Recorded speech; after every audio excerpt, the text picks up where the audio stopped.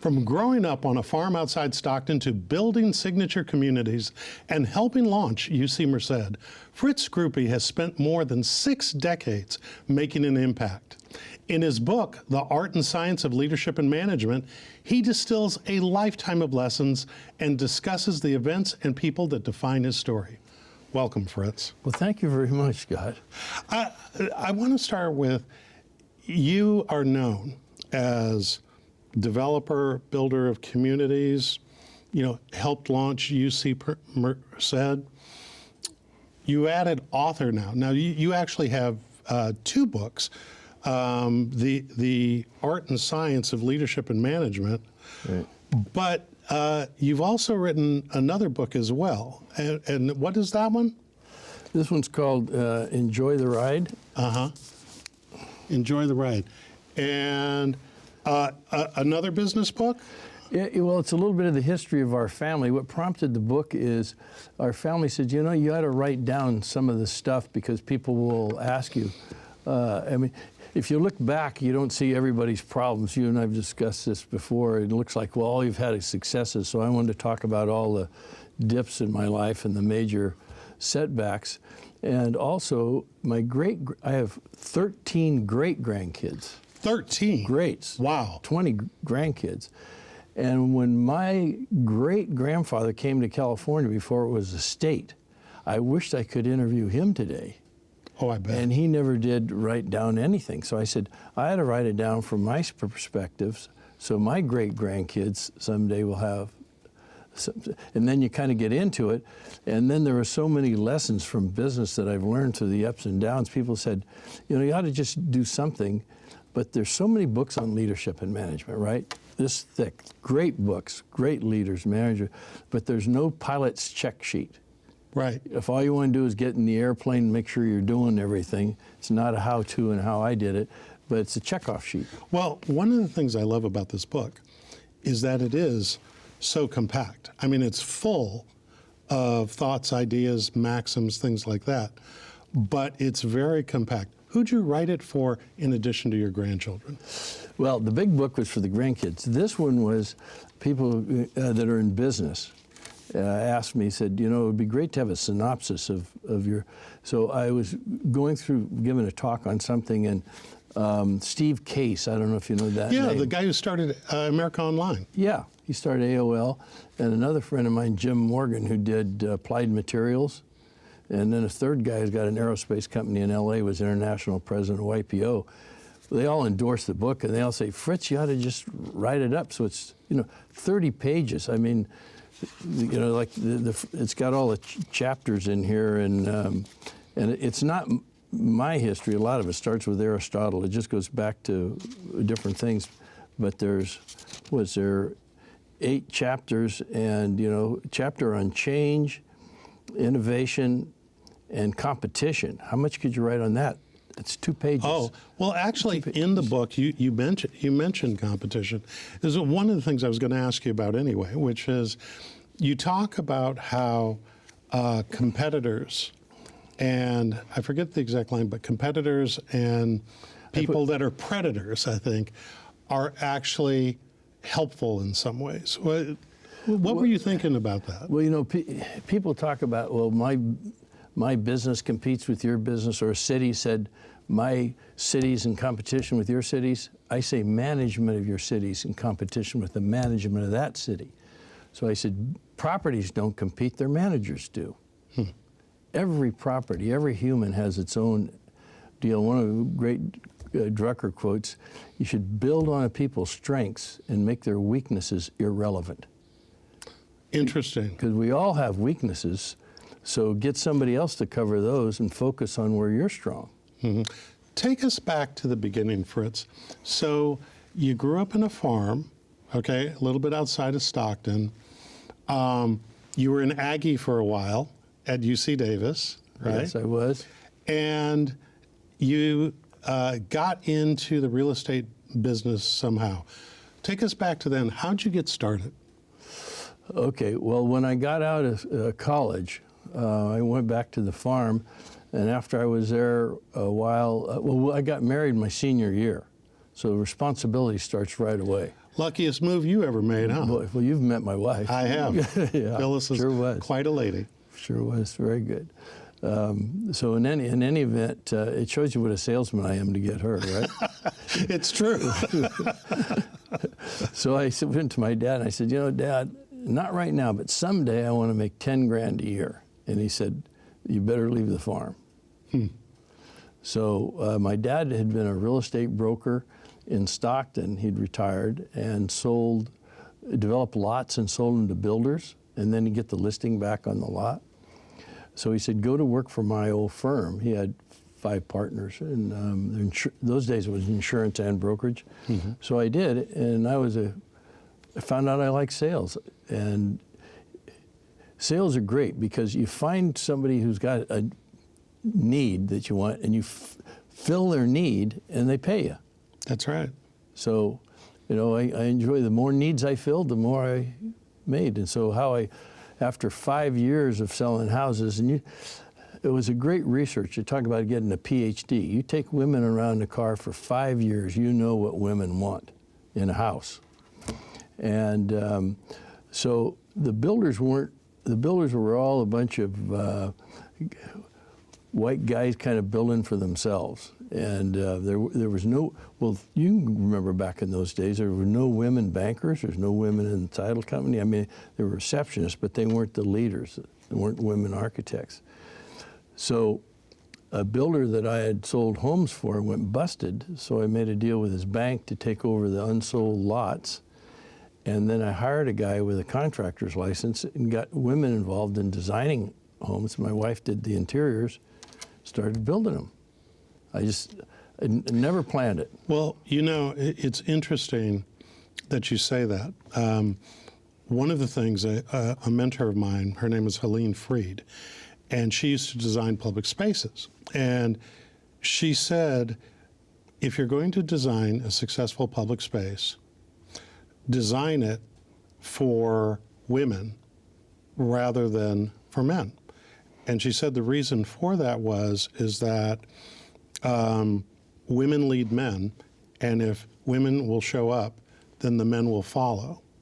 And so it's interesting that you say the other thing is that your communities are special in the minds of many in the development community. And as a retired developer, I knew this well, which is that as they have aged, they've gotten better because of the way that you approached development. Can you share with us your philosophy on how it is that you create long-term value so that neighborhoods are places that people don't just move into, but they want to stay decade after decade?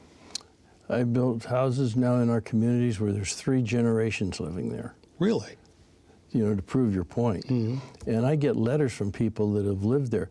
A guy wrote me a letter the other day that was a retired superintendent of schools, and he says, I'm sitting on my back deck at your lake, looking it over, and I just wanted to tell you it's been the happiest 40 years of my life for my wife and I to be out here like this. So it's very rewarding, too. But you triggered a thought, Scott, is, make the women happy, which is true. I can tell you a story as a salesman if you want about who's in charge. I don't know if we got time for that. Hold that one. Hold that one. But one of the ideas I had in our first community was I was going to build and this is going back to 1968. So no one had built lakes in Northern California. So being the first lake builder, and then at the end of the lake, said I'm going to put a beach in. Really? And so we put in a big sandy beach in a wall between that and the lake, so it looked like the filtered part of the water spilled over in, but it was a sandy beach. You just walk right in the water. And then there's a lake beyond it, and so I put the sales center next to the beach. And on the weekends, when you get most of the crowd, I'd hire young kids to sail boats around in front of the office. So there's kids out there and kids playing in the sand. Now they tell their mother, why are we going to go look anywhere else, Mom? Smart. So you started building these communities, and you are known for communities that have natural amenities like water and things like that. I'm curious, when you decided to create a business model, what made you focus on all of those amenities as being kind of a core part of your brand? Yeah, well, one of the things is, and you asked the thing that why it kept the values, is I've always gotten the homeowners really involved so they took ownership of the development with strong homeowners associations. And they have a good financial reason to be involved, protect their investment. Sure. And so when they get involved in the community and get them involved in the schools, one of the things that I did right off the bat is bring the schools in first. And in the last one I did in Stockton, Brookside, was we actually built the school way ahead of time. Instead of paying the bedroom tax, I said, let us build a school first so the kids have a place to go right there, and then give me credit for the taxes that went along. And that was very good, because if you think about it, you're not just selling to, if you're selling to a family with kids, you're not just selling to the home, you're selling the whole environment. So if you do all of that, then they stay and it's value, and why move? When you look at that and the team that you've built over the years in the company, what are sort of the 2 or 3 values or attributes of somebody that you're looking to bring on your team that you can share with all of us, where you say, you know what, even if they don't necessarily have all of the technical experience that I'd like, that's the type of person that I want associated with Grupe communities? Yeah, that's a great question.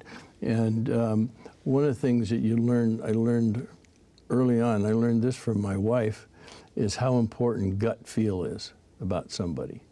Well, first of all, as a salesman, how do you go to build an organization? I ended up building in 8 states. And before I was 40, I had 10,000 units under construction. Wow. Before I was 50, started at 42.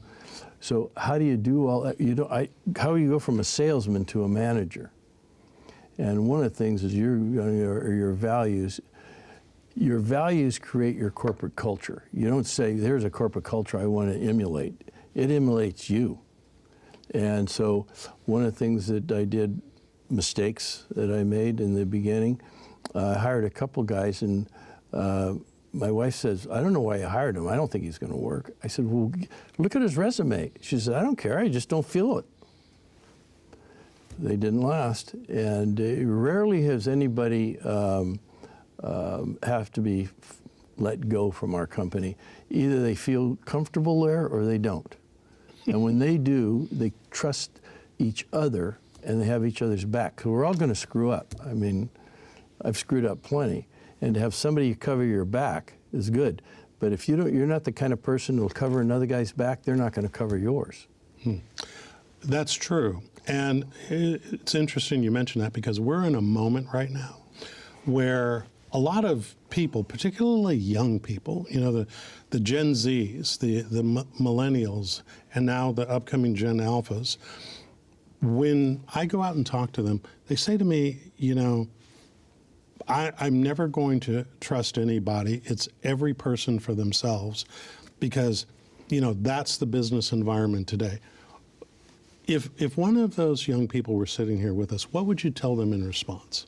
Wrong. Okay. One is, there are companies that are like that, and there are people that are like that for sure, but you don't have to hang with them. I mean, why do you hang with negative people?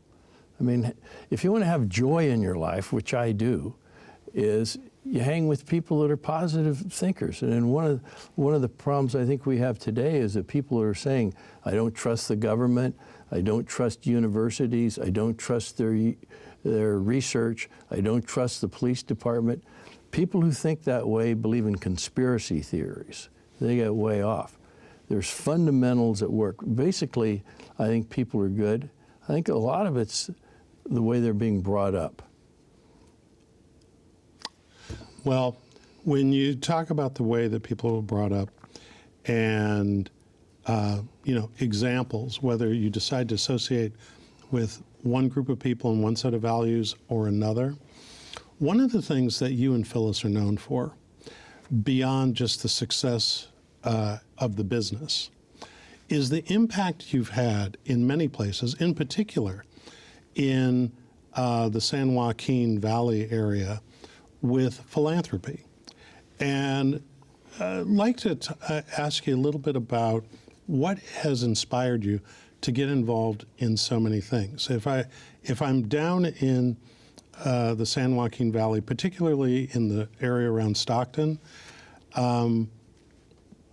both of your touch is reflected in so many different places. You guys had a huge business to run. What inspired you, and how'd you make the time for it? Well, often when I give speeches, people will say, was it luck? How'd you get the way they are? And how were you successful? I said, most of what I have, I didn't earn. Well, what do you mean by that? Being born in America, to start with, look at the people risk they take just to get here. I'm born here and raised by a great mother and father, got a chance to go to college, and the freedoms we have here that people take for granted that other people never going to have a shot at. Now, I didn't earn any of that. It gave me the foundation to do what I could do. And the other is, Scott, I know you have too, but I've had some things that aren't so pleasant happen to me, but I've never felt like a victim. When anybody who feels like a victim, that means somebody else is controlling your life. I don't want anybody controlling my life. I'm in control of my life. So I don't feel like a victim, and a lot of times people think that there's a threat out there, something's threatening me. Well, a threat can also be an opportunity. Tell us more. Threats, okay.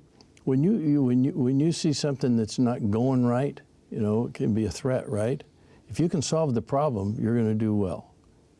This is true. So I want to go back to what you said about you didn't earn it, and that being born in this country with all of the freedoms that we have has been, was a benefit that essentially you're saying created the platform for you to do what it is that you've done. What do you believe that we as a society owe each other because of that benefit? There's a lot of talk right now about what the haves and the have-nots. For the haves, what's your definition of paying it forward? Okay, well, one, our economy's in what I call a K-shaped economy. When you talk to economists about how we are, and you got a vertical and a horizontal line that shows it going up or going down, well, right now our economy is like a K. Part of it's going up and part of it's going down. And if you're in the part that's going up, you go, what's the issue here? If you're in the part that's going down, said, my gas just went up 50%, my groceries haven't come down, I'm not feeling so good. So half of Americans aren't feeling so good. Well, fewer than half are saying, so if, as we know, and you know, Scott, that over half of Americans don't have any assets. No, they so don't. They're not going up in this inflationary economy that we're in. If you already own a home and you already have a good job, things are different. It raises a question for me. You travel in some fairly special spaces and know a lot of the people whose names and faces are, shown on the media and who direct resources in the economy. Do those people get what you're saying? Many do. Many do. A lot of folks think that many don't, so yeah. It's surprising to hear that. Yeah, many do. One of the things that I encourage people that are able to not only give money, but give some of their time. And that's what you've done too, And so a lot of people that are good business people, they could help out not-for-profits by being involved. I mean, I've started 5 not-for-profits. My wife, 2 of them. And it's trying to help those help themselves, give them a chance. And some people, when they say pull themselves up by the bootstraps, well, if they don't have any boots, it's a hard pull. So what are you tugging on? Yes, indeed. And so when my wife first started this community partnership for families, which was working with people that are kids were having all kinds of struggles in schools. And the school teachers can't fix everything. You got to help the families. So she wanted to help the families. So the goal was all children will start school ready to learn. Well, a child that's never met its father and his mother's on drugs, what chance does it get when he gets to school? How do you help that? School teacher can't do that alone. No. So this is the backup. And one of the things that brings joy to my life and my wife's life is actually seeing the people that it helps. You feel good when you give money, and we need people to give money, but also when you get out there, it's even more beneficial when you get to see the results. When you're talking to young people, I know that you like to spend a lot of time with young people, and that universities and other places call you in all the time to give speeches and talks, things like that. What is it typically that you're most focused on, message-wise, that you want those young people, those people who are going to be the next Fritz and Phyllis Grupes, to take with them and try to apply? Well, one of the things is I have a picture of a big yacht sailboat parked in harbor, a picture of it at night, just gorgeous picture of this boat in harbor. And I give this picture to my grandkids with a label on it. A ship in harbor is safe, but that's not what it's built for. Interesting. And so, get out there. What are you afraid of? Well, that's actually something you talk about a lot, about fear and managing fear. When you think of that issue, when did you ever have to manage fear? Well, one of the things that I wouldn't know if I was fear but high anxiety. Okay. I separate them. Okay. And when there's high anxiety or fear, have clarity, write down exactly what you're afraid of. Fear doesn't stop death, it stops life. Hold on, pause for a second. Fear doesn't stop death, it stops life. Go a little bit deeper on that. Well, when you think about it, so when you got a problem, one of the things is, I've learned a long time ago, you're looking at a problem, is it the problem or is it my perception of the problem? So when there's a problem out there, it may be a problem for one person, another guy goes, that's a problem for you? Come on. And so it can help you or whatever.